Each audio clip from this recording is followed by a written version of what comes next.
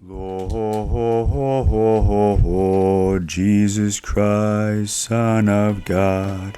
All right, so to start with, Dennis, would you like to share with us a little bit about your health journey and kind of your nutritional approach and what your journey has been like so far? Yes, hi, John. Good to be joined by you on your show. And yeah, my health journey has been quite an interesting one. I should say that I started off really just eating a normal omnivore diet where, I'm trying to follow the food pyramid. But then I started to grow closer to my Byzantine Catholic faith, which requires to go vegan several times a year for a lengthy period of times. Though, to be fair, technically, those who are more extreme in their approach to that tradition would actually not even eat at all, or maybe just go on a bread and water fast. But for most people, it would be vegan, and so I that was difficult at first for me. But yeah, doing that for 40 days here, or whether it's a smaller fasting period of 2 weeks. Um, that was something where I started to become more acclimated to the vegan way of eating, right? And I enjoyed it. I love plant foods. I really have grown to appreciate the different benefits that they do give, and I think that I can see why many people go that route. And in fact, I was leaning that way because of the Byzantine tradition of fasting. I started to simply eat more a vegan lifestyle, just outside of the fasting period as well, right? So instead of using cow's milk, I would keep using almond milk, right, for example. And so I did notice that at one point, I did notice there was, maybe some health issues we don't have to get into necessarily, but I did notice a change there, a minor change, obviously, because I was getting rid of all animal products. But, um, but again, there was, pros and cons, and I think that's kind of what we're going to see here in discussing this today. But just recently, I started the carnivore diet to try to limit or maybe get rid of my psoriasis, right, which is an autoimmune disease. And I think that it takes 3 to 6 months. I've only been doing it for about a month now, and I do like the results so far. But to be fair, it's only been a month, and I know that a lot of the carnivore doctors, they do recommend 3 to 6 months. So with that being said, we still got some time to see what happens.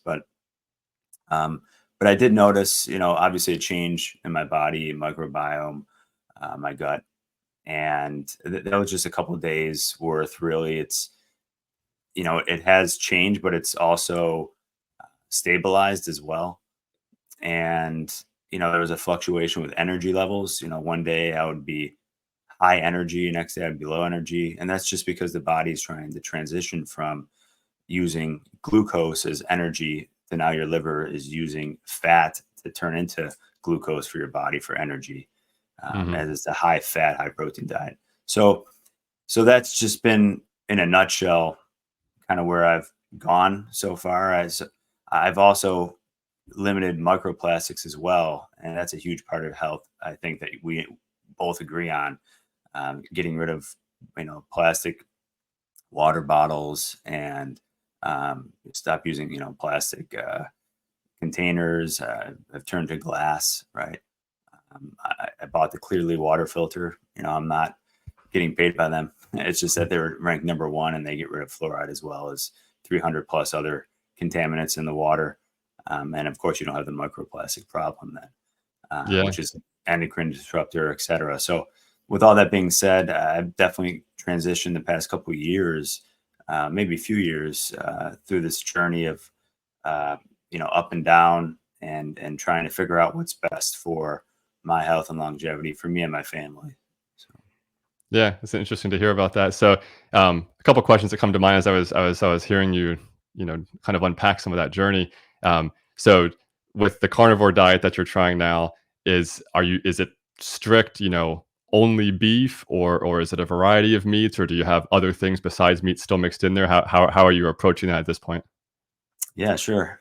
95% grass-fed beef. So, though I do throw in there some goat meat. My wife loves goat meat. So, Okay. Sounds and then also fish on Fridays, because again, as a Byzantine Catholic, we have an obligation throughout the entire year to give up or give up meat on Friday. yeah. Fish is permitted. So either I can just go straight vegan or pescatarian on Friday. So Yeah. therefore, yesterday I had just Atlantic salmon, and then I did have butter as well, grass-fed butter, Kerrygold. But that's pretty much been it.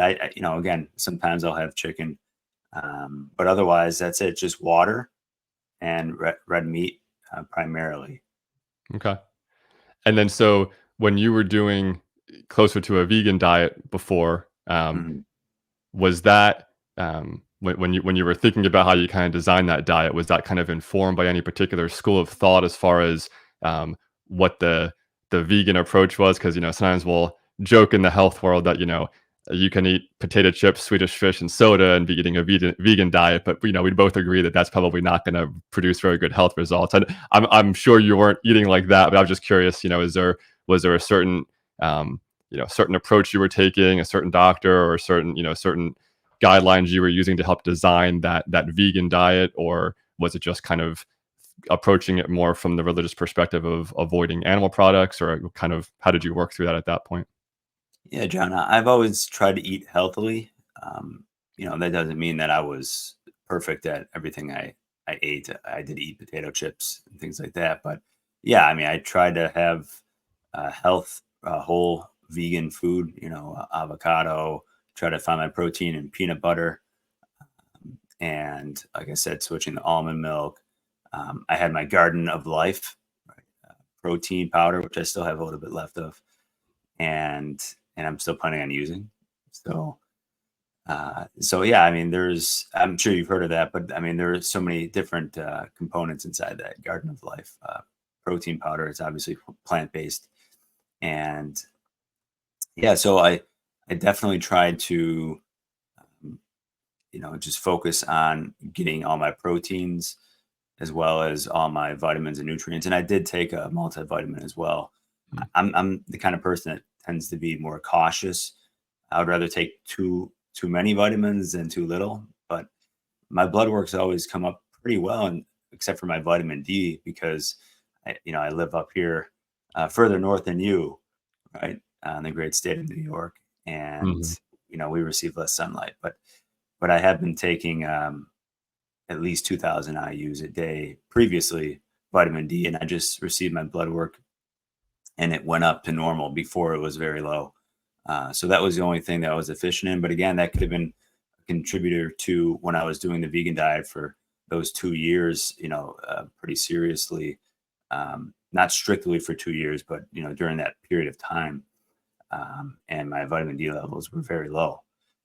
But since then, I've been taking the supplement, and it's gone up to relatively normal. So, Yeah, I think that's probably one of the probably many common grounds that we have. I do supplement as well. If for no other reason, just to kind of fill any gaps that might be there that maybe I'm hopeful I'm getting through the nutrition, but just in case I'm not, just to kind of cover my bases.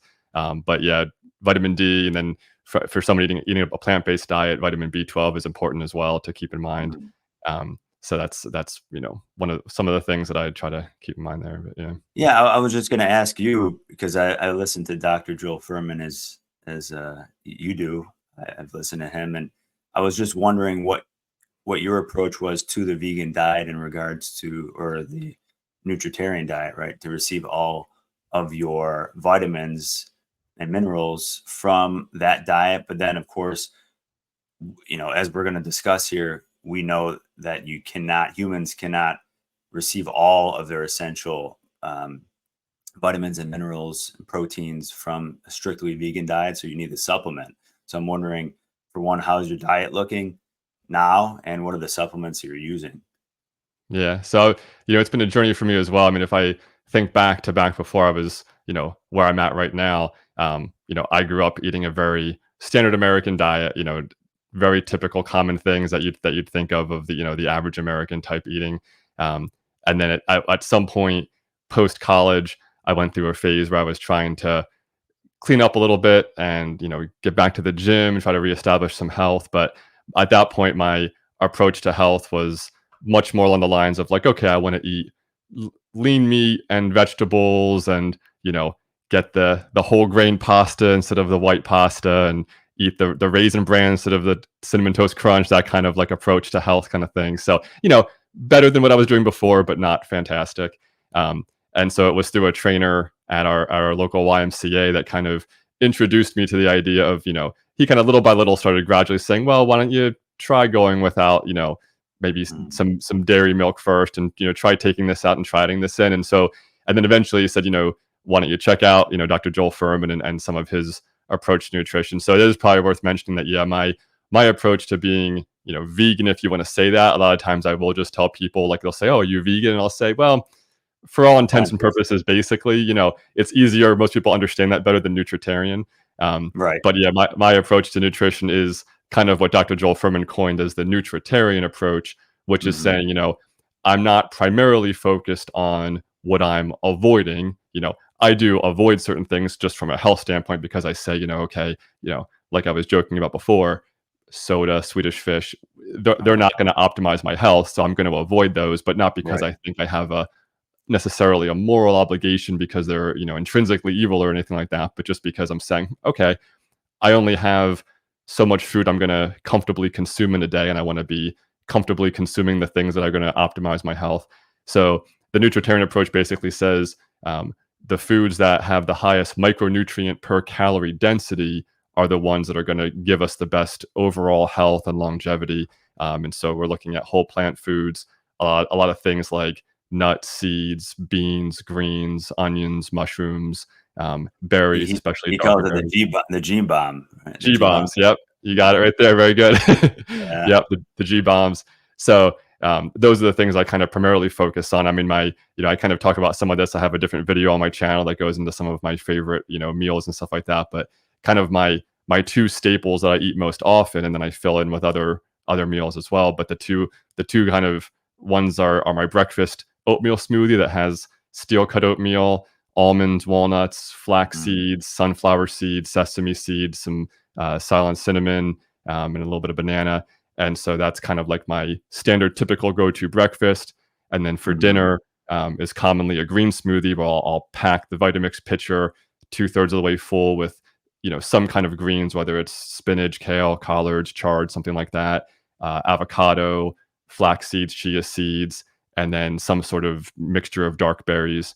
Um, and so that's kind of like the to go to things. And then for the other, I might have a bean and rice soup or something for lunch or something like that. So Mm. so I try to kind of, as much as I can, hit all of those bases, to try to give myself the best chance I can of getting all those vitamins and minerals and all those essential things from the foods if I can. So I'm trying to get, eat the beans with the rice to get as much protein and different amino acid combinations there as I can, a variety of those things, and then a variety of those other plant foods, to get as much as I can naturally, and then the supplements there to kind of fill the gaps if there's something that's, maybe the soil wasn't as nutritious as I would hope it would be when some of those plants were growing, and so maybe I didn't get the maximum amount of nutritional value from some of those things. So Right, right. No, I'm you're making my mouth water from the previous month.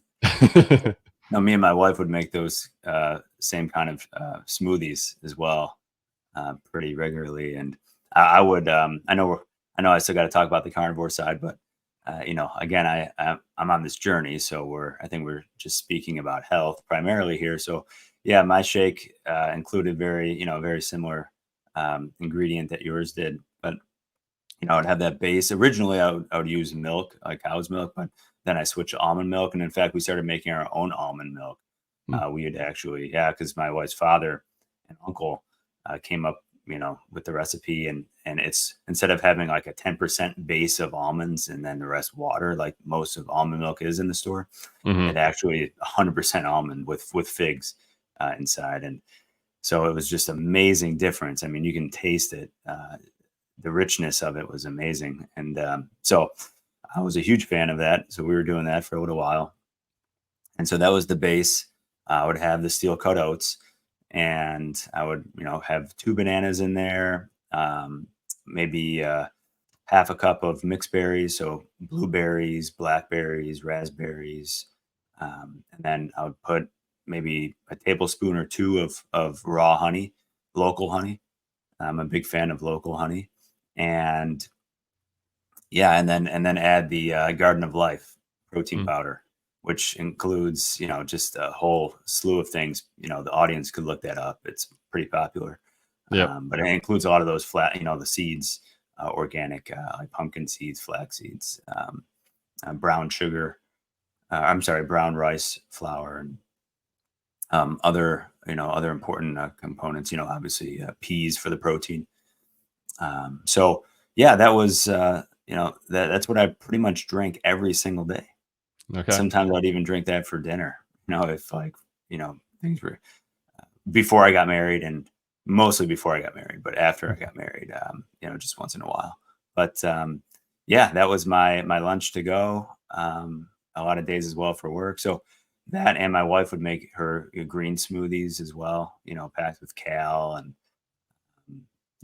just that Garden of Life again, and different mixed berries. So yeah, very good. It's funny, So just to mention real quickly, I was my some of my children were, asking me questions about, when we were going to have this discussion, and I was joking with them about, well, you never know. We'll see if Dennis convinces me to go back to eating hot wings. And I said, well, maybe we'll compromise. Since we're doing smoothies now, if he convinces me to go to hot wings, we'll make hot wing smoothies. We'll compromise. They weren't too excited about that idea. yeah, yeah. Well, it's funny. I mean, just very quickly, my great uncle, he's 90. He's super healthy. Obviously, he's 90. He's still walking around, but he has the omnivore diet, though he's heavy on the vegetables and fruits.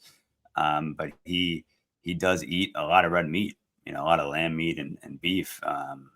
And what's funny though is at one point, he was getting the rest of his teeth out and to prepare for his dentures, um, and he ended up blending all his food.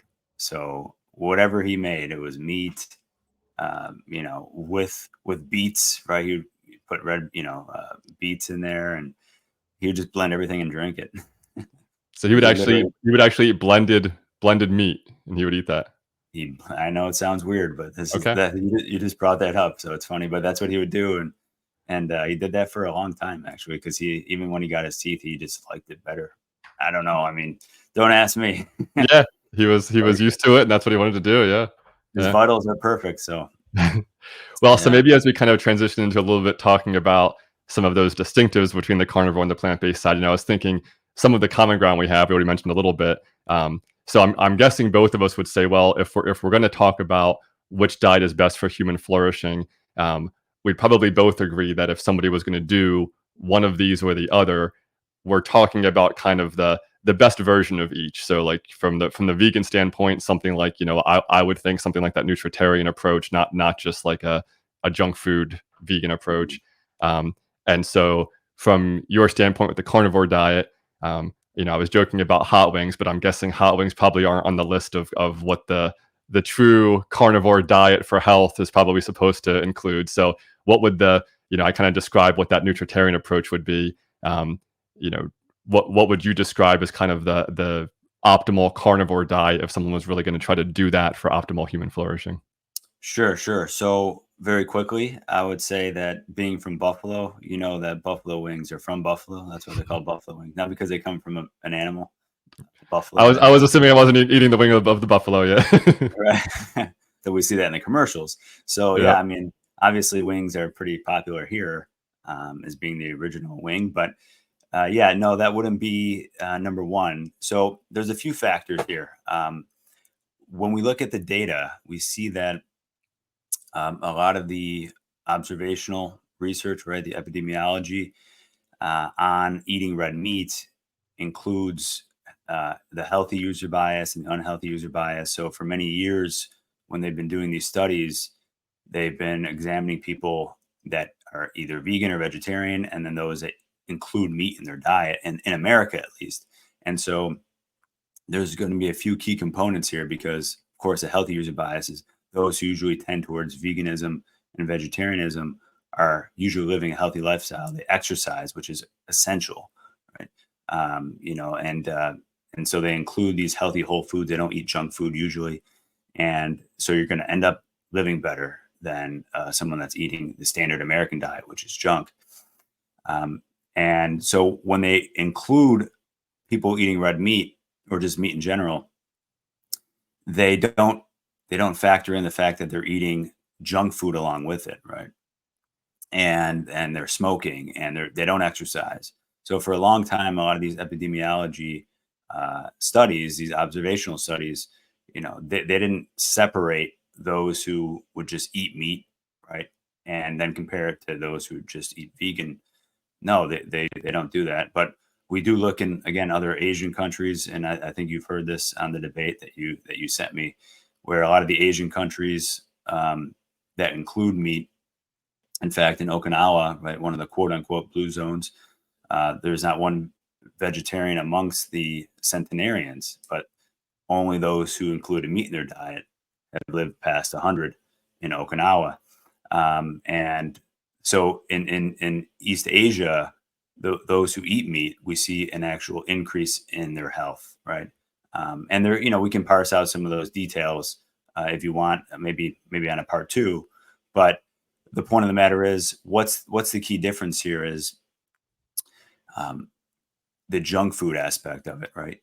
And primarily the seed oils, I think you and I agree that the high processed seed oils, right, like canola oil, vegetable oils, extremely bad. I mean, I have a chart. I'm not going to screen share it, but basically the chart shows that between red meat, between all these other foods, none of them compare to obesity like vegetable oils. I mean, there's just no comparison. The chart just goes straight up. Those who consume vegetable oils, it leads to obesity and chronic diseases because they include a high amount of toxins that the body is not made to receive or digest, right? And our evolutionary background is not that quick that it could just catch up to, our standard American diet from the past 50 years, right? You need hundreds, if not thousands of years of evolutionary development for our body to even consider different types of foods like these. So very harmful. So most people eat meat with vegetable oils, right? Even if you go to Applebee's, right, and you order a steak, it's going to be cooked in soybean oil or high processed canola oil or whatever it may be. And that's one of the key issues as well. And of course, not having grass-fed animals, right? This is very, very important because 100% grass-fed, grass-finished, regenerative cows, right? They're eating grass. Grass is jam-packed with nutrients. I mean, it's going to be more than anything that you put inside your shake or my shake from before. But our bodies aren't designed to digest grass, right? But cows are. So when they consume grass their whole life, right, that becomes part of them. You are what you eat. And so for us humans, when we eat grass-fed cows, we're receiving a ton of macronutrients, but thousands of micronutrients that we don't even have names for all of them yet. I mean, and these are essential, right, for human flourishing and development. And so to answer your question, I would say number one is cut out all these seed oils, right? I mean, if you want to go extra virgin olive oil, I do support that because there are so many health benefits that if you buy, the best kind, right? Which I think California based are very good, Evo, but otherwise the number one thing would be grass-fed beef, right? And you want to include a lot of fat. So carnivore diet, especially trying to get rid of autoimmune disease, you want to have a high fat. It's going to be 60 to 70% fat based, and then maybe about 30% protein. Again, there are people on this diet that include fruits, right, at a lower level, or vegetables at a lower level, kind of like a keto diet. or paleo diet. But if you want to go strict carnivore, that would be number one. You just want to primarily consume beef. And then, of course, you can throw in, lamb or goat, or I would say fish as well. It has high in vitamin D3, which is essential. If you're not getting it from the sun, you can find it in Atlantic salmon. Wild caught has more vitamin D, I believe, than the farm raised. And yeah, you want to stay away from like white bread. White bread's very bad for you. So, I mean, when people eat meat, a lot of them eat it with white bread. I mean, you're basically cutting out burgers. You're just eating the meat, right? And then, so I think that would be number one. A lot of people do include dairy products as well. I mean, maybe some go raw milk instead of pasteurized milk. And there's some health benefits to that. I personally have not gone that route. But now, for a long time in our country, I think like people have been hearing, turkey and chicken are healthier meat options than beef. But in the carnivore world, it seems like the focus is more on beef. So is maybe just a quick comment on why that's looked to as the better health option, as opposed to, what in the past maybe a couple decades has been thought of as the, chicken and turkey healthier option kind of thing. Right. Well, primarily, I would say that's because of the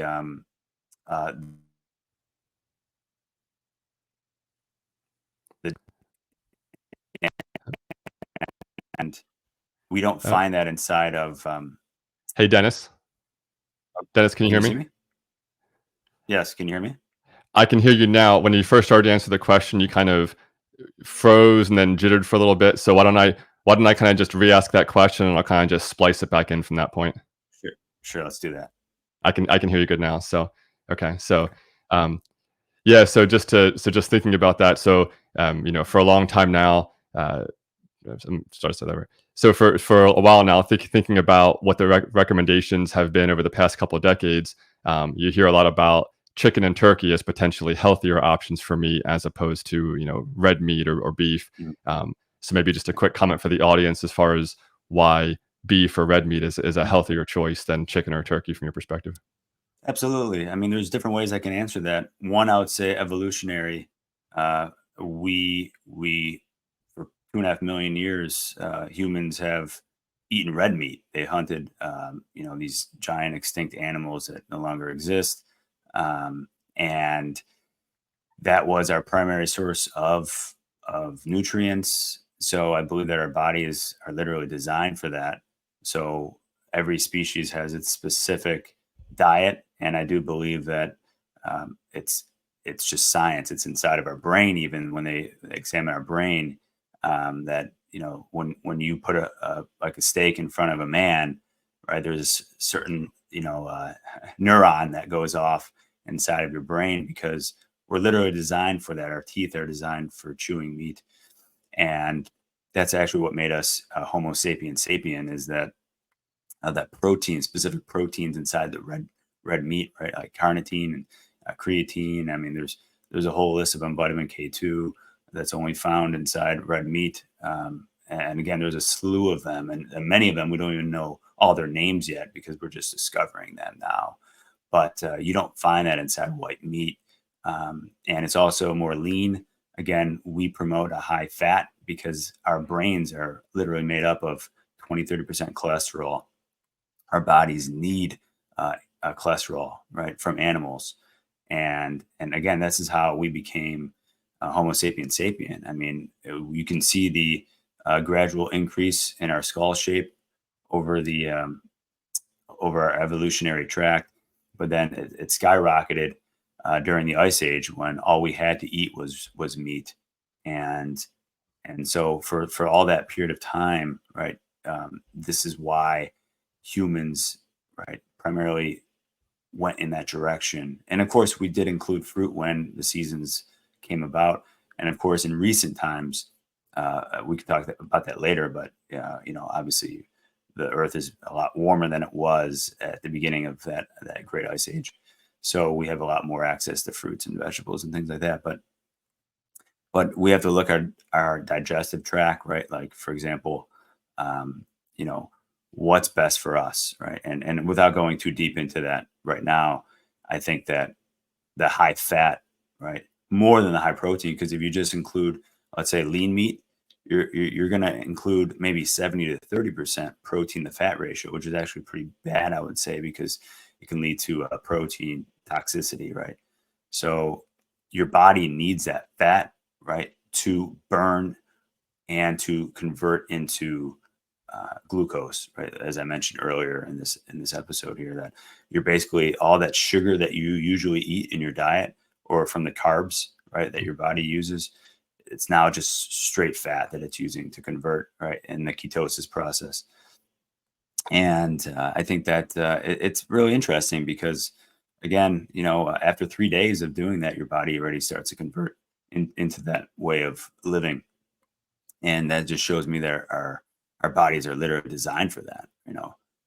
Whether or not you want to argue it's just seasonal, right? We can argue maybe it's just a seasonal thing or a lifelong thing, but we do know that looking at all the different cultures around the world, they all primarily focus on the red meat instead of the white meat. So we look at the Maasai in Africa, right? They live through their 70s, 80s, 90s, and very healthy, no chronic diseases. And they literally eat red meat almost every single day. And they run for 10 hours a day hunting, right? There's only maybe several thousand hunters left in this world, wild humans, if you will. And, we can see that in South America, the Inuit, right, or the formerly called the Eskimos up in the northern regions, they, again, primarily eat meat, and a lot of times they eat it raw, which is why they're not always in ketosis, because raw meat does actually contain carbohydrates. But yeah, the focus is the red meat, and that's because of all the micro and macronutrients that are included in it that you don't really find in the white meat per se, though it's not bad to eat. That would just be the reason why, in a nutshell. I'd like to expound more, but Yeah, well, I'm sure we can unpack even more if we do a part two discussion. So maybe just tying in for a second, because the evolutionary process is an interesting aspect of the discussion, mhm, and kind of looping back in our faith element of this as well. mhm. Obviously, Genesis might not be a strict, literal scientific approach of creation, but just kind of thinking even from a principle perspective, if someone were to say, well, it seems like in the Garden of Eden, Adam and Eve were primarily eating plants and not hunting and eating a carnivore diet in the Garden of Eden. What would your be response be to that, or your take on that? If you're thinking that early Homo sapiens were designed to be carnivores, how do those things mesh together? Yeah, it's a great question. There is a lot of debate on this. Actually, when I was living that vegan lifestyle, for those seasonal times and beyond, my friend was starting to learn how to hunt, and I was actually promoting, that same narrative. I'm like, well, if we go back to the Garden of Eden, we see this, but and then he kind of switched over, to that side. And but anyway, it was funny how that worked. But I don't believe. Again, I taught biblical theology at Franciscan. Um, if we actually look at the Catechism, we see in the Catechism, it actually states that Genesis 1 through 11 does not have to be read literalistically, of course. Mhm. And it's a lot of it is symbolic. A lot of it is, story. We have to believe certain aspects of it that were literal. Like there were first, our first parents existed. There was original sin. They were in a garden, so to speak, like paradise. But there are some passages, I don't have them up right now, but there's some passages that allude to the fact that no, we actually did eat meat in the garden as well. And we actually see, I don't know if you listen to Catholic Answers at all, but I love Jimmy Akin and his mysterious world, he's the senior apologist at Catholic Answers. And it's actually funny. I'd like to give a little story at the end of this about meeting you and then how I actually end up going carnivore. And that was all from that same weekend. It was all from that same I weekend at failed. Cherubim. I failed. No, not you. Not, it wasn't your fault, actually. Actually, you kind of prevented me from doing that, but it was the research I did afterward. Um, but anyway, we'll get to that in a moment, maybe. But I I would just say that um, yeah, Genesis 1 through 11 does not have to be read that way. But even so, there is evidence that there was already death, um, in the garden. In fact, let's just talk about this. Plants are living, right? They're alive. Mm, And when you bite into an apple or an orange or a mango, you're killing those cells, really. And so there is death. I mean, when you uproot a plant, right? When you uproot it, we know botanically now that there's actually these very, very quiet screams from the plants. They're living, right? They're actually trying to survive like we are. They're just a lower life form, and so we are killing things to exist, whether or not we're killing something that's closer to us in the evolutionary, or I should say um, maybe what's that called? The cycle of I'm forgetting the name of it, but basically it's the hierarchy of the food chain, right? So the food chain. But again, when you look at it, you see that let's say again, even in the aquatic realm, you see like a shark will eat a fish, that fish eats another fish, and that fish, down the line eats a fish that eats algae, right? mm, So it's just this progression, and we see that the more intelligent, right, life forms that exist are eating are eating meat, right? They're eating the other animals, right? That eventually eat the lower life forms of plants. So for us being apex predators, is the Tel Aviv study that came out recently, um, shows that humans were again apex predators for millions of years.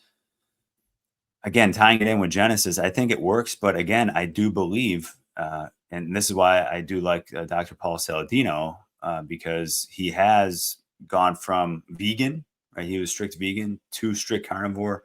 Now he's considered himself animal based, where he has pretty much an equal amount of animal food and plant foods, but primarily fruit, because he believes that, there's the phytoelectins, toxins, right? The oxalates inside vegetables that mess with the human body and the human gut. Okay, so he sticks with fruit that he believes is best organic fruit, and he includes 250 grams a day. And he does that because he knows that at some point in our recent development as humans, right, Homo sapiens sapien, we had a bunch of fruit around us, right, at that point, because the Earth was already warming up and people were living near the equator again, and these giant mammoths of animals that existed on the planet are now extinct. So that did become part of it. And so we can argue, did Adam and Eve exist at that point, right, where they had an abundance of everything? And I think that would make sense. Yeah. that's interesting. Yeah. Yeah, I mean, so some of the information that I've seen as I've, read or watched different things suggests that possibly, some of those things, like you mentioned, the oxalates, that maybe some of the issues people have with those is an unhealthy microgut biome. And so maybe, if that is resolved, then some of those other things might not be issues for those people, and so, maybe something like the carnivore diet, especially if someone is really sticking to just strictly beef or red meat, that maybe it's functioning kind of like an elimination diet. And so if there's something in their diet that's causing some sort of reaction, or some sort of allergic reaction or whatever, that maybe doing that does yield short-term health benefits in one regard or another. um, and so that, I guess, maybe it kind of, the question maybe then becomes, okay, you know we've gone through these evolutionary cycles, getting rid of some things out of a diet for somebody who maybe has been eating an unhealthy diet for a number of years, and they've developed some sort of either allergic reaction or autoimmune disease or inflammatory bowel disease, whatever it might be. Um, you know, once we get them back to a healthy point, what is then, like, if we say, okay, now that we kind of live in modern society, and we have refrigeration methods, we're apex predators, we have access, most of us have access to supplements if we want them. if we really can design at this point and say what is the optimal diet for human flourishing, for health and longevity into the future, because I think from my standpoint, that's kind of what I'm trying to aim towards and say, okay, what's going to give me the best chance of living disease free, no chronic diseases, no reduce all cause mortality, and just have a nice, long, healthy, natural life where we're honoring the gifts of our body that God's given us and Mhm. being able to, enjoy the time with our family and friends and just, Oh, yeah. make the best use of that time. So if we're trying to design that kind of optimal health that optimal diet, and Mhm. we're thinking in terms of everything we have available to us nowadays, you know, I guess maybe that's where we can start talking about, do we think that's a carnivore diet, or do we have the ability to design something better than a carnivore diet? It might not just be, we might need a little bit more specificity than just saying just go ahead and eat any plant you want, because depending on your age and what's going on with your hormones and what your particular health goals or challenges are, some people, an athlete who's using lots of burning lots of calories each day, they might need some more nuts and seeds than somebody who is older and not as active. And if someone's trying to lose weight, they're going to need less of those nuts and seeds, or less Mhm. less healthy fats, less avocado, than somebody who is trying to gain weight or build muscle. But if we have the ability to say, okay, we can tailor a healthy plant-based diet with a small amount of appropriate supplements, um, do we think the evidence leads to saying that can reduce or produce better long-term health outcomes than a carnivore diet? Or do we think a carnivore diet can still produce better long-term health outcomes than a properly designed plant-based diet? Right. And I think that, we maybe have, unfortunately, only about 5 more minutes here based on our Short time, schedules, yeah. but this is definitely going to have to be a part two. But I would like to just chime in a little bit. Maybe this could be like the segue for part two. Sounds good. But yeah, and then I can let you obviously conclude. But to answer your question that you're asking, I think it's complex, and I'm open-minded person on this because, as you know, I've had this journey, and I want what you want. I have the full intention of what you have. I want to live as long as I can, 120, and be there for my family, and not just maybe deteriorating. Right? I want to be vital and present mentally.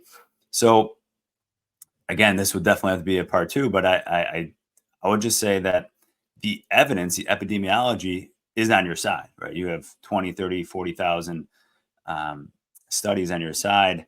And we have several studies, recent ones from people that are just starting this carnivore diet within the past 2, 3, 5, 10 years. And there's a guy I've listened to that's been doing it for 40 years. He was with Dr. Anthony Chafee on his channel, and he looks great, right? He's been doing just basically meat for 40 years, and he's great, right? So I'm just wondering,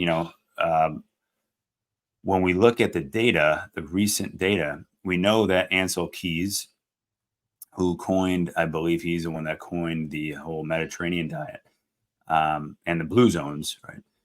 No, he's not the one that coined the blue zones. That was Dan. I forget his last name, but first name is Dan. But either way, we know that these were cherry picked, and we know that the data was skewed in favor of toward plant foods, away from animal foods. And we know for an absolute fact that the data shows in the 1950s and 60s, three Harvard professors during Ansel Keys' time were paid off by the big sugar company and grain companies, because America had an excess amount of that, and they needed to sell to the rest of the world. And I know that for a fact, because right here in Buffalo, we had giant grain mills right there. Now they're vacant, more or less being used for other things. But we're the capital of America for grain. And we still do produce a lot of the cereals here. You smell it when you drive through the city. You smell like Cheerios and stuff like that in the air, which is nice. But yeah, so those paid. I mean, in modern day money, they paid the one Harvard professor $50,000, right, to skew the whole pyramid scheme, that I call it, because they're putting grain as number one. You need like 8 servings of this, and then divide it up. that was totally false. And they substituted cholesterol from animals and fat to say, oh, sugar is nebulous. You know, you can substitute the sugar for this. Again, they were paid off by the green company. We know this from several years ago. The data came out, and it's just, you know, only a few people have been speaking about it, but it's very clear cut. And a lot of the carnivore doctors are definitely spewing that data out for everyone to see. And I, you know, maybe next time I can bring that up, but that's something I want to say when we're looking at long-term data. Do we trust that data? And I don't know if I do. And that's the problem, because when I look at the evolutionary scale, which again, as Catholics, you can or cannot believe in that. But either way, what you cannot deny is how our teeth are shaped, how our guts are shaped. Our guts are shaped different from primates who do eat a lot of plant foods, right? But our guts are not shaped that way. In fact, the appendix that we barely use, that was used for digesting plants and fiber. But now you can take that out and you can be fine. You can get a surgery done with your appendix and you'll be fine, because evolutionarily, I believe, you know, through God's guidance, it became obsolete because we were eating meat for so long. And we look at different tribes again throughout the world that strictly ate meat, and then when they switched to a normal diet, a Western diet, they started becoming sick, right? And in Australia, we see this, in Africa, in South America, and we see that even the human skeletons, you know, anthropologically, we see that we were taller, bigger heads. The Native Americans, who basically ate buffalo meat, red meat, deer meat all the time, they were, as you know, I believe you know this data, that they were super tall. They're averaging 6'2", 6'3", 6'4", and their heads were huge to fit their big brains, right? Because all the specific proteins that you can only find in animal meat helped, again, make us human, as we know. And are vital for us to not just survive, but thrive. And so this is where I'm definitely questioning the narrative of, is plant-based the way, or is animal-based the way? So right now where I stand is, I do believe that there's a lot of evidence for fruits and honey. Again, I'm on Dr. Paul Saladino's side. I think that including fruits is great, maybe not for everybody. And I think that depends on where you are, because if you're a Northern European, and maybe better, as Dr. Ken Berry states, that you're designed for the past 40,000 years, at least, being a Northern European, you're designed to have more meat than fruit all year, or vegetables. Because if you want to live naturally, and you've been living in Scandinavia for 40,000 years, you only receive fruit in the spring, maybe a little bit in the fall, and then you have vegetables in the fall, right? Which you have also fruit there as well, like squash and things like that. But but the rest of the year, you have to survive on meat, and so you've done that for how long? And so we see even a little story. I'll end it here because I know we're past the time. But a little story is, Dr. Anthony Chaffee said this about how the emperor or king of Ethiopia met with the king of Persia, and they were speaking back and forth to each other, and they're, you know, trying to figure out more about their culture and way of living. And the king of Ethiopia asked the king of Persia, how long do your people live? He said, you know, 60, 70, 80 years, which is pretty decent. But the king of Ethiopia said, you know, we lived up to 100, 110, 120. And he said, it must be because what you're eating. And they told him they eat primarily, you know, agriculturally, right? Whereas in Ethiopia, they boiled their cattle and things like that. And he made a joke. He says, because you eat dirt, right? That's why you're not living to 120 like we are. But anyway, that's just a funny little story there that's recorded. But I think that even looking at the Mongolians and other tribes that only lived off meat, that they were stronger and they did live a long time. Of course, you have to square the mortality, right? Because a lot of people died young as children, right? The infant mortality was so that kind of curves the age, right? When you're looking at these tribal people, the average is going to be lower because of how many people die as children. So when you take that out of the picture and just live according to how the Western, mortality rate is with children, we would see that it's actually much higher and definitely rivals our own rate, but they're also not dealing with these chronic diseases that we have today that, again, a lot of the carnivore doctors would say is based on the toxins from plants. As you mentioned, there are some and that people got to be aware of. But again, I'm open-minded and I want to continue this conversation.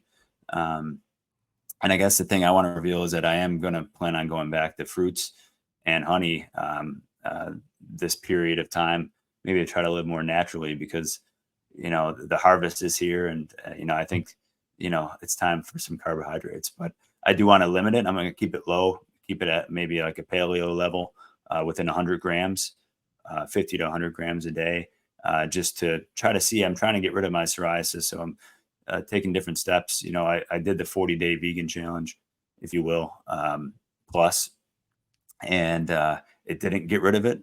But again, maybe it was the type of foods I was eating still. And again, I'm open to that data.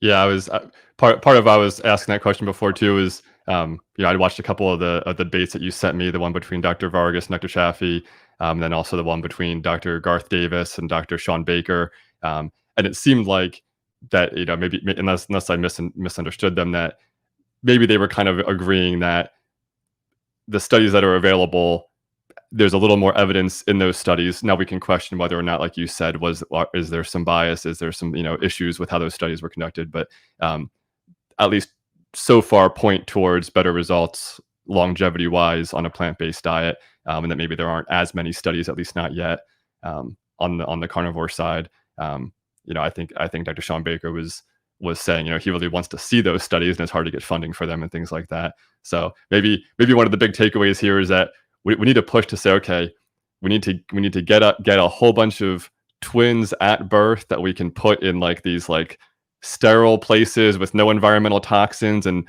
raise one of them in like a super well-designed nutritarian plant-based diet and then a super good, clean, grass-fed carnivore diet and follow them for 120 years and like have like the perfectly designed study, and we'll solve this debate once and for all. So that's it. Yeah. That would be a great interventional study. That's what we need. We need interventional studies because we don't really have any. And we do have some for the carnivore, but they're short-term or relatively, long, and they're positive, right? I mean, you have Tel Aviv, you have Harvard, Oxford, and I have at least one of those studies up, but we can put those in the show notes for people to look at and look for both your studies for the nutritarian and also for the carnivore.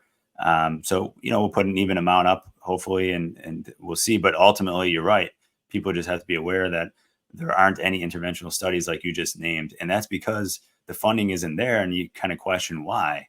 Why isn't it there? If they really care about people's health, wouldn't they want to just do this study, get it over with so people can stop going, and eating meat?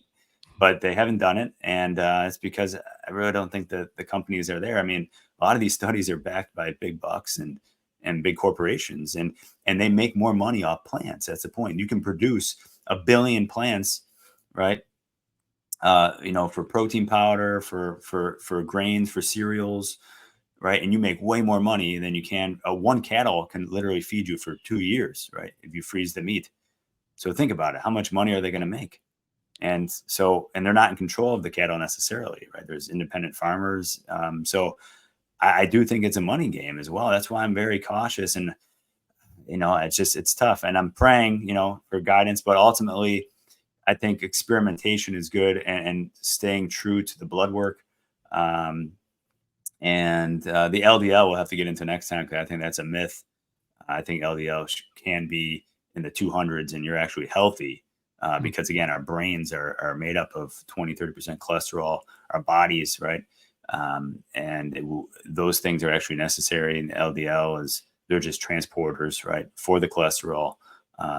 They're kind of like the firemen at the scene of a fire. If there's like a heart issue, they're not the ones causing it, right? There's 120 different types of LDL, right? So you have to parse all those out, which ones are getting better. So that has to do with the saturated fat, the polyunsaturated, right, fat. And so we have to really parse out which fats are good, which are bad. And these things haven't really been done, at least not in a meta-analysis.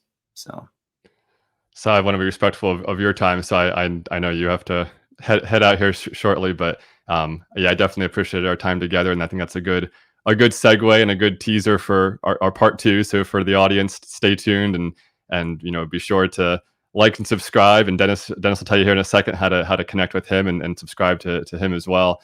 And stay tuned so we can delve into some of these topics at a future date, and the things we've been talking about. Maybe also talk a little bit about fasting and the morality of different nutritional approaches, and how some of this squares with the different liturgical seasons in both the East and the West, and yes, how the diets fit in with those things. So these will all be topics for part two, hopefully. So yes, Dennis, yes, if people want to connect with you and follow you, what's the best way for them to do that? for sure. Well, I'm on East to West Theology with co-host Kyle Dean, and we talk about Eastern and Western Catholicism in unison. And also my own personal channel, which is Cherubim Creations, such as one of the 7 or 9 choirs of angels, excuse me. And it's the second highest. So Cherubim Creations, and yeah, you could tune in. Please like, subscribe, and share. My personal channel is just getting underway, so it's really just in the infancy stage.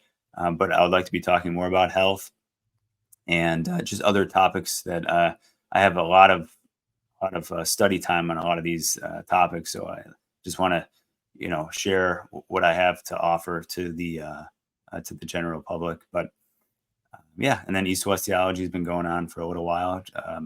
We're going to be going on 2 years in January, so that'd be great. But yeah, and hopefully next time my camera will work, because this is just a laptop camera, and my 4K camera was giving me issues connecting, right? So hopefully when we have the part two, I'll look like you. Sounds right good. now, I think you win, because you have the clearer picture and you look healthier because of the vibrancy of the resolution. It's obviously a plant-based diet makes my tech work better. That makes perfect sense. The logic's there. So There you go. There you go. But no, I appreciate you joining me today. I think this is a good conversation. I'm definitely looking forward to part two, and hopefully people will come back to hear that discussion as well. And I look forward to reconnecting with you soon. So thanks again, Dennis. Thank you, John. All right. Have a good day. You too. Talks, Christy.